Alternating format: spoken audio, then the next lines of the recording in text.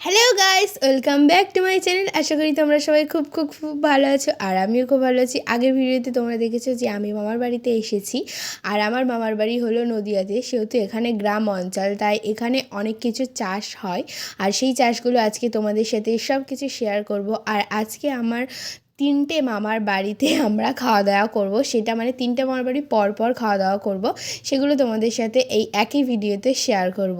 তো বেশি না দেরি করে চলো ভিডিওটি শুরু করা যাক।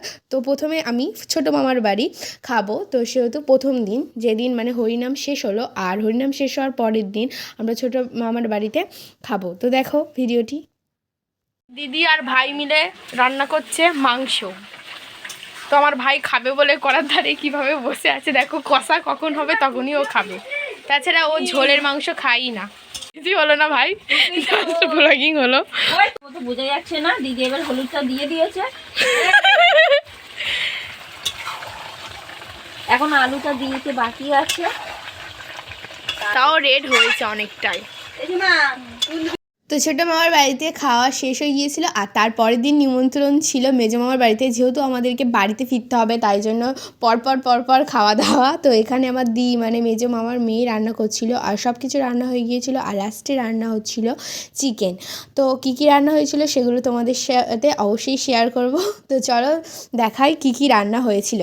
তো হয়েছিল এখানে আলু ভাজা হয়েছিল, ডাল করেছিল, আর ডিমের তরকারি করেছিল, খাসির মাংস করেছিল, আর চিকেন করেছিল। তো এত কিছু মানে খুব মানে মেজো মামা তো খুব ভালোবাসে, তো এত কিছু আইটেম করেছিল, তো খেতে খুবই ভালো লাগছিল। আর এখানে আমার বাবা খাচ্ছিল, মা খাচ্ছিল, সবাইকে ভিডিও করছিলাম, আর সবাই বলছে যে খাওয়ার সময় ভিডিও। আমি বলছি তো কী, সব কিছুতেই তো ভিডিও চলে, তো ভিডিও করছি। আর তারপর খাওয়া দাওয়া শেষ করে চলে এলাম মাঠের দিকে। আর মাঠের দিকে এসে আমার এত সুন্দর লাগছে, মানে এই নতুন পরিবেশ। সবসময় শহরে থেকে মানে আমাদের এখানে তো অতটাও মানে চাষবাস আছে আশেপাশে তো হয়ই না। তো মামার বাড়ি বছরে একবার গেলে তখনই আমি দেখতে পাই, তাছাড়া কোনো দিন আর দেখতে পাই না।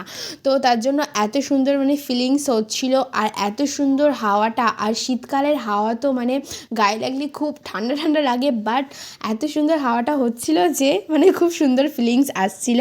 তো এখানে অনেক কিছু ক্ষেত আছে, কফি ক্ষেত, ফুলকপি ক্ষেত, মটরশুঁটি ক্ষেত, তারপর ছোট ছোট ধানের যে বীজগুলো হয় সেগুলো বসানো ছিল। মানে ধান চাষ করার আগে বীজগুলোকে বসানো হয়, তারপর বীজগুলো থেকে যখন বড় বড় গাছ হয় সেইগুলোকে নিয়ে আবার মাটিতে পুঁতে দেয়, তারপর ওখান থেকে ধান বড় হয়, বড় হলে ওটাকে মানে পাকে, তারপর চাষিরা ওটাকে তোলে, আর তারপর ঝেড়ে ধান থেকে তারপর চাল তৈরি হয়। তো এত সুন্দর লাগছিল, মানে কপি ক্ষেতগুলো পুরো সবুজে সবুজ, মনে হচ্ছিল আমি একটা সবুজের দেশে চলে এসেছি।